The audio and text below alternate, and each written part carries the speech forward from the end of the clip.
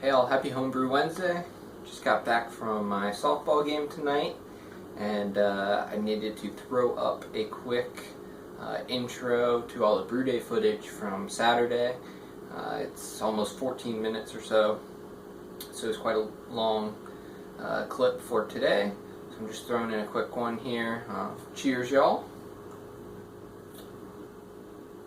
Sip of sunshine. It's from my Vermont haul from the last Homebrew Wednesday. It's good stuff. Brew Day footage coming up right now. Just look at all of that rain. I'm gonna open the door here. Oh, it's just coming down. It's been coming down like this all morning into the afternoon. It's supposed to keep on coming down like that.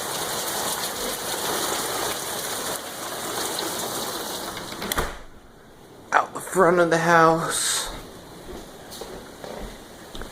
It's coming so hard it's falling out over the gutters.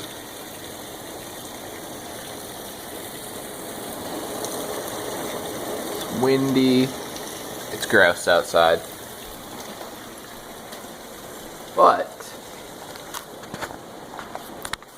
good news is I can now brew inside.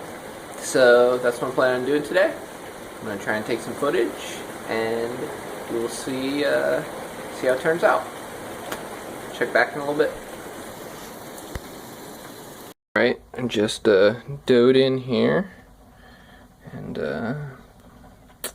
I'm shooting for 152 and it kind of is on this left side, but it's a little high over on the right, but that'll do.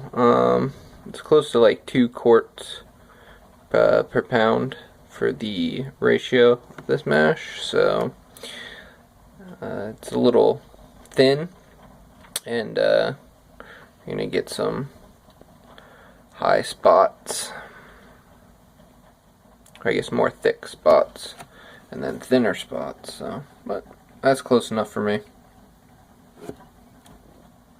Just dove in and started the timer. 40-minute mash today. I'm making a session IPA. It'll be my second attempt at one of these beers. I made one about a year ago, and I used the Scottish 60 shilling recipe from Brewing Classic Styles. So it's kind of like, I don't know, it's like a light brown session IPA. So today I'm going with a lighter grain bill. I'm going to try to use Citra, Simcoe, and Cascade hops. And yeah, that's pretty much where we're at right now. We'll be back in a little bit with some more footage. Another nice thing about being down in the basement, other than not dealing with the rain today, I'm able to bring my laptop down. Usually I have to run back inside if I need to make a recipe adjustment or something, but I have my Brew Target recipe up here. As you can see, this beer today consists of 6.5 pounds of raw pale ale malt, 1.25 pounds of Munich malt, 1 pound of Care Munich, and I was originally going to use some carapils, but then I decided not to, and I'm going to use WLP 002 instead. Originally I was going to use San Diego Super Yeast, but I think the next beer I make is going to be a brown ale, so I'll just use the yeast from this beer for that. So yeah, nice to have the computer. I can, surf the web while I'm monitoring everything. As you can see here, I did have to venture outside into the rain to open the air intake here. So when I start boiling and have the fan on, I won't be backdrafting any of my gas appliances down here. And okay, so mash is done. I just drained a little bit of the sparge water into a second container there. And today, I don't know, it's the first time doing the new system. I'm trying a bunch of new things. As long as I document it, hopefully I can figure everything out. But yeah, I'm going to try and do a, I guess, no sparge, or, add all the water before I even start to run off. So yeah, that one corner is kind of high over there. Over here, it's a little low. So it's probably average like 152.5. So not bad for shooting for 152. So yeah, I'm gonna get to pouring all this sparge water in, Vorloff, and start draining the kettle. I've already weighed out over here my 0.44 ounces of Magnum hops, which I'm going to be doing a first swart hopping, and doing a little bit of the Sammy the Thrifty Brewer's good aroma trick. Light a candle, that way the wife won't be mad. She's not here right now, but don't want to have any repercussions from any bad smells if she does come. The one thing I will say here is that when this fan, and then there's a fan on the induction burner, and when they are running, it is kind of loud in here. But alright, I'll be back in a little bit. Alright, so right now we are sparging into the kettle. Added my first swart hops. It's kind of dark. Yeah, I don't know, the recipe shows that this should be like 10 SRM, and it looks rather dark to me. So I don't know if it's just because it's kind of dark in the basement here, or if one of my grains was darker than expected. But yeah, so I guess I'm just gonna have to get adjusted to how beers look out here, or in here, versus outside.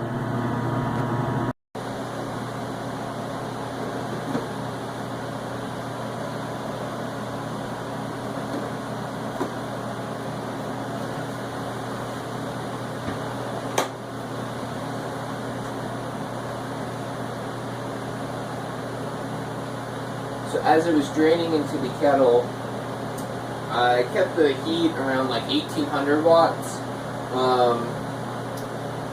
I turned it on when it was about 2.5-3 gallons or so, and as it got up to the 4 or 5 gallon mark, I increased it all the way up to 3500 watts, which is the full capacity.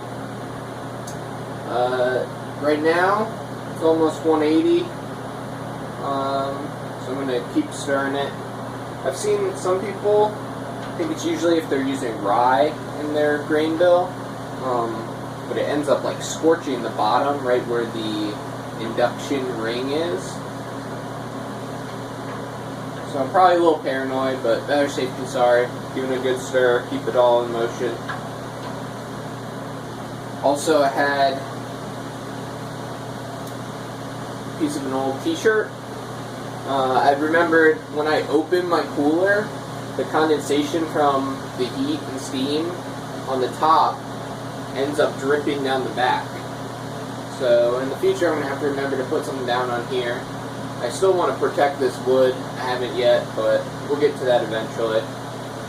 You can kind of hear the fan on the induction burner going. And then I have the fan here. I'm going to turn it like half speed. This is like all the way down low. Probably doesn't make a difference. This is all the way up. Pretty loud when it's just roaring like that. Put it down to about 60%.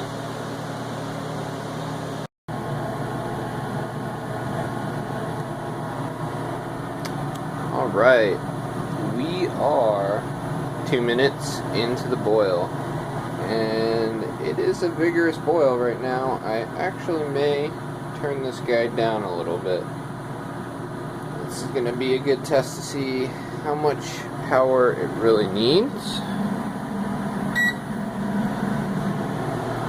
Drop it down a notch, see how it goes. I have a 6 gallons and 1 quart in there, so 6.25 gallons. to boil today. Have no clue what my boil off rate is going to be, so we will see how it goes. Anyways, I'll be back in a little bit, and you can kind of see the steam rise in there.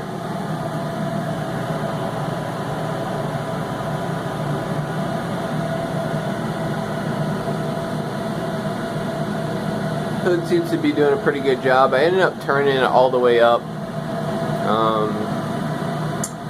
I know I'm in here, so I can obviously smell it, and when I go up into another room I can't smell it, but I'm sure if someone just walked in the house they probably could, so hopefully it will air out by the time Mrs. Shigoo Brew gets home.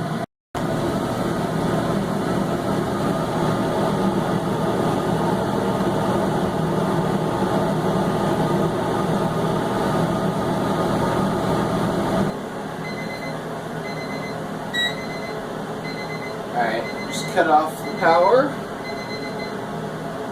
and I'm going to set my timer here for 10 minutes.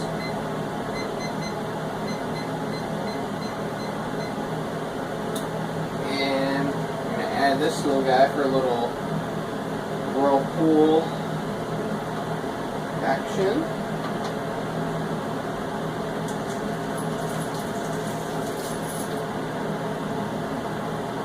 That right there was an ounce of Cascade, an ounce of Simcoe, and an ounce of Citra.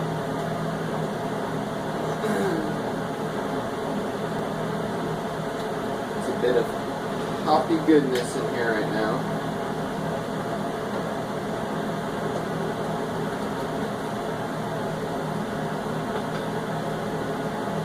Let you guys see it.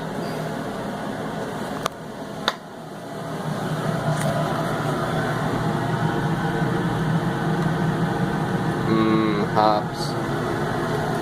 So yeah, everything was going really good until about 20 minutes left in the boil, and I noticed the fan started to drip a little bit. I heard that this was a problem, but I was not expecting it, I guess, or I wasn't really prepared for it, where it was coming out, and it was kind of, I siliconed in the electrical box, so stuff couldn't get in the box, but I think the hole on the fan housing